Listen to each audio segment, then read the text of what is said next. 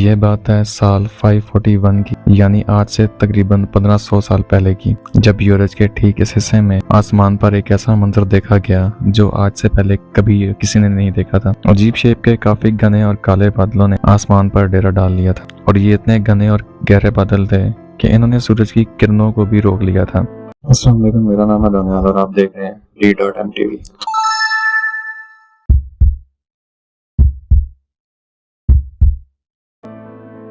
پہلے تو یہ سمجھا گیا کہ یہ بادل بارش برسا کر غائب ہو جائیں گے، لیکن ایسا سوچنے اور سمجھنے والوں کو کہاں معلوم تھا کہ یہ بادل کچھ ایسا کرنے والے ہیں جس کو ہمیشہ کے لیے یاد رکھا جائے گا۔ یہ پورا علاقہ اس دور میں ایسٹرن رومن ایمپائر میں یا پھر بائزنٹائن ایمپائر کے کنٹرول میں تھا، جہاں کی کیپٹل سٹی جس کو آج استنبول کہا جاتا ہے۔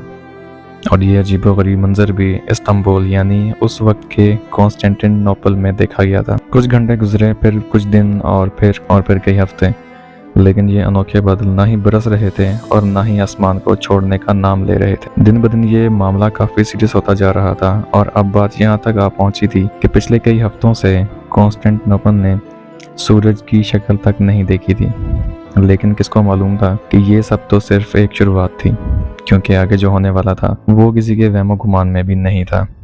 ایئر 541 میں کانسٹینٹنوپل پر ایک بہت بڑی مصیبت آ چکی تھی۔ اس دور میں بھی یہاں 10 لاکھ سے زیادہ لوگ رہتے تھے، اور پچھلے کئی ہفتوں سے بادلوں کے سائے میں سارے لوگوں کو کافی بے چین کیا ہوا تھا۔ لیکن معاملہ تب مزید سیریس ہو گیا کہ جب یہاں ایک ایک کر کے لوگوں کے مرنے کا سلسلہ شروع ہو گیا۔ جی ہاں، چلتے پھرتے لوگ بالکل ٹھیک ٹھاک حالت میں کھڑے کھڑے گر جاتے تھے، اور پھر کچھ ہی دیر بعد ان کی سانس نکل جاتی تھی۔ یہ معاملہ دیکھ کر ڈرے اور سہمے لوگوں میں افراتفری پھیلنا شروع ہوگی، کیونکہ ان کا خیال تھا کہ شاید اب دنیا کے ختم ہونے کا وقت آ چکا ہے۔ اوپر آسمان پر گہرے بادل، فضا میں ایک عجیب سی فوگ، اور زمین پر لاشیں ختم ہونے کا نام ہی نہیں لے رہی تھی۔ گرمیوں کے موسم میں سخت سردی پڑنا شروع ہو چکی تھی، اور برف باری اتنی شدید ہو رہی تھی کہ نہ ہی لوگوں کی فصلیں بچیں اور نہ ہی لوگوں کے جانور۔ اس وقت کے بائزنٹائن ایمپرر، جن کا نام جسٹینین تھا، انہوں نے لوگوں کو پرسکون رہنے کا حکم دیا، اور یہ کہا کہ جو لوگ اچھے کام کرتے ہیں ان کی جان کو کچھ نہیں ہوگا۔ ایمپرر کے اس بیان نے لوگوں کو مزید بے چین کر دیا تھا، کیونکہ یہ بیماری نہ ہی اچھے انسانوں کو دیکھ رہی تھی اور نہ ہی برے کو۔ روزانہ ہزاروں کی تعداد میں لوگ مر رہے تھے، جن کو ایک ساتھ ہی بڑی بڑی قبروں میں دفن کیا جا رہا تھا، اور اب نوبت یہاں تک آ چکی تھی کہ یہاں کھانے پینے کا سامان بھی ختم ہو چکا تھا۔ بائزنٹائن امپائر کے فوج، جو ویسے تو کافی اسٹرانگ مانی جاتی تھی، لیکن اس معاملے میں وہ کسی کام کی نہیں تھی، کیونکہ ان کا مقابلہ ایک ایسے دشمن سے تھا جو کسی کو بھی نظر نہیں آ رہا تھا۔ یہ پورا خطہ اسی عجیب بیماری کی لپیٹ میں تھا۔ آسمان پر گہرے بادل جہاں بھی جاتے جا رہے تھے، وہاں زمین پر یہ عجیب بیماری پھیل رہی تھی۔ دور دور تک جہاں ابھی Spain, France, Italy, Greece, Turkey اور موروکو، سیریا اور ایران موجود ہیں، کانٹیننٹ کا یہ پورا حصہ اسی بیماری کی لپیٹ میں تھا۔ کسی کو بھی سمجھ نہیں آ رہا تھا کہ یہ عجیب آسمانی بیماری کی اصل وجہ کیا ہے۔ وہاں لوگوں کے پاس اس بات پر یقین کرنے کے سوا کوئی اور آپشن نہیں تھا کہ اب دنیا کا دی اینڈ آ چکا ہے، اور ان کا اس بات پر یقین تب مزید بڑھ گیا جب بائزنٹائن ایمپرر خود بھی اس بیماری میں شکار ہو گئے۔ یہ بیماری ہسٹری کا سب سے پہلا ریکارڈڈ پینڈیمک تھا، جو آج پلیگ آف جسٹینین کے نام سے جانا جاتا ہے۔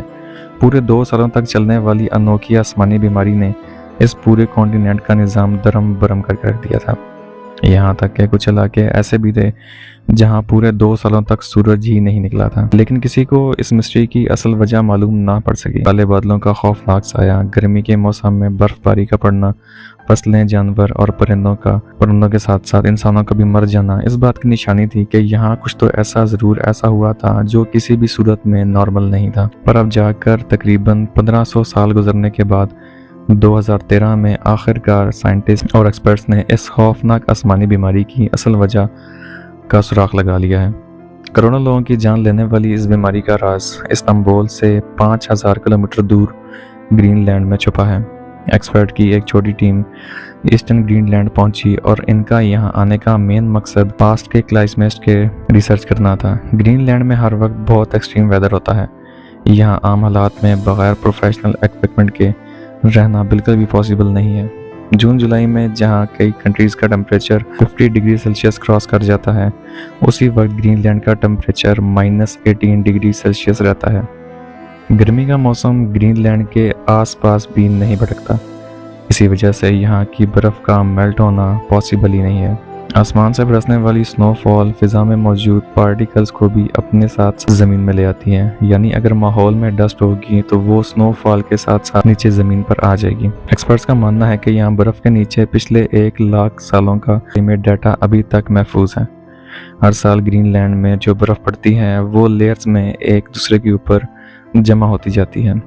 एक साल की लेयर 5 सेंटीमीटर मोटी होती है, यानी अगर आज से 1500 साल पहले का क्लाइमेट डाटा जानना हो तो तकरीबन 75 मीटर नीचे मौजूद स्नो के सैंपल्स को बाहर निकालकर उसकी लैब टेस्टिंग करना ज़रूरी है। एक्सपर्ट्स ने यहाँ ड्रिलिंग का काम स्टार्ट किया और पिछले 2000 सालों से पड़ने वाली बर्फ़ को बाहर निकाल लिया गया।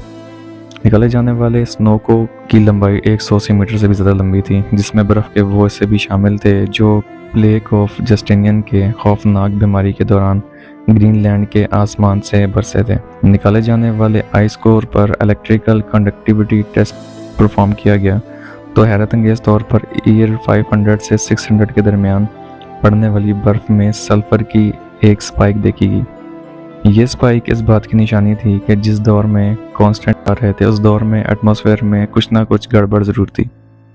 सल्फ़र डाइऑक्साइड एक बहुत ख़तरनाक गैस होती है जो कि ना सिर्फ इंसानों के लिए बल्कि जानवरों, परिंदों और प्लांट्स के लिए भी ख़तरनाक होती है। अगला टास्क ये जानना था कि 6th सेंचुरी के दौरान एटमॉस्फेयर में सल्फ़र क्यों मौजूद था और वो आया कहाँ से था। एक्सपर्ट्स का मानना है कि आसमान में इतने ज़्यादा सल्फ़र पार्टिकल्स सिर्फ एक चीज़ से पैदा हो सकते हैं और वो चीज़ है वोल्केनो। अर्थ के अंदर मुख्तलिफ मकामात के अंदर पिघले हुए पत्थर मैग्मा के सूरत में उबल रहे होते हैं। अर्थ की आउटर लेयर अपनी प्रेशर से मैग्मा को बाहर निकलने से रोकती है, जबकि मैग्मा हर वक्त कोई जगह तलाश करता रहता है जिससे वो बाहर निकल सके। मैग्मा और ज़मीन की ये जंग सिर्फ तब तक चलती रहती है जब तक समंदर का पानी मैग्मा तक नहीं पहुंच पाता। अगर समंदर का पानी मैग्मा तक पहुंचने में कामयाब हो जाए तो पानी गर्म होकर गैस बन जाता है और यही गैस अब मैग्मा के साथ मिलकर ज़मीन पर और ज़्यादा प्रेशर देने लगती है। बस फिर किसी भी वीक पॉइंट से मैग्मा लावा की सूरत में ज़मीन से बाहर आ जाता है। पानी और सल्फ़र ये दोनों चीज़ें वोल्केनो के साथ मिक्स नहीं होती, बल्कि ये पावरफुल गैस की सूरत में आसमान में फैल जाती हैं। इंतहाई ताकतवर वोल्केनो से निकलने वाली वोल्केनिक गैस हज़ारों मील दूर तक भी आसानी से पहुंच सकती है। आसमान में मौजूद सल्फ़र पानी के ड्रॉपलेट्स के साथ मिलकर सल्फ्यूरिक एसिड बन जाता है, जो किसी भी सूरत में इंसान के लिए डेडली साबित हो सकता है। सल्फ्यूरिक एसिड के ये बादल इतने घने होते हैं कि ये सूरज की रोशनी को भी पास नहीं होने देते। 1500 साल पहले प्लेग ऑफ जस्टिनियन के केस में भी कुछ ऐसा ही हुआ था। यह बात तो कन्फर्म हो चुकी थी कि यूरोप में लाखों लोगों की मौत का जिम्मेदार एक खतरनाक वोल्केनो था। एक तरफ जानलेवा सल्फ्यूरिक गैस तो दूसरी तरफ सल्फ्यूरिक एसिड से बादल। ये बादल बरसेंगे तो जैसे तेजाब की बारिश होगी, अगर नहीं बरसेंगे तो इसके बादल इंसानों को सूरज की रोशनी के लिए तड़पा देंगे। ये एक ऐसी सिचुएशन थी जिसमें इंसानों के लिए हर मोड़ पर सिर्फ तबाही थी। जिस वोल्केनो के फटने से ये सारी तबाही हुई थी वो वोल्केनो कौन सा था ये जानना अभी भी बाकी था। कई सालों के बाद एक्सपर्ट्स इस नतीजे पर पहुंचे कि कॉन्स्टेंटिनोपल से 11,700 किलोमीटर दूर समंदर के उस पार ठीक इस मकाम पर एल सल्वाडोर में वाक़या एल पोंगो लेक है। जब कॉन्स्टेंटिनोपल में लेक ऑफ जस्टिनियन आया था तो उसी दौर में इसी लेक के अंदर से एक खौफनाक वोल्केनो फटा था और उसकी जीती जाती मिसाल ये पहाड़ है। ये पहाड़ जो दिखने में तो बिल्कुल नॉर्मल लग रहा है, लेकिन ये असल में वोल्केनिक ऐश का पहाड़ है जो इसी लेक के अंदर 1500 साल पहले फटने वाले वोल्केनो के नतीजे में बना था। इस वक्त दुनिया में करोड़ों लोग वोल्केनोज के साए तले रहते हैं। ये वोल्केनोज किस वक्त फटेंगे इसका जवाब साइंस के पास नहीं है। हमें सिर्फ ये मालूम पड़ चुका है कि जो वोल्केनोज इंसानी आबादी से हज़ारों किलोमीटर दूर भी हैं वो भी हमें नुकसान पहुंचा सकते हैं। दुनिया भर के वोल्केनोलॉजिस्ट पास्ट में फटने वाले वोल्केनोज और उनके नतीजे में होने वाले नुकसान पर अभी तक रिसर्च कर रहे हैं ताकि इंसानों को इन स्लीपिंग गैंट्स की तबाही से बचाया जा सके। उम्मीद है कि ये वीडियो भी आपको पसंद आई होगी। ملتے ہیں اگلی ویڈیو میں، تب تک کے لیے اللہ حافظ۔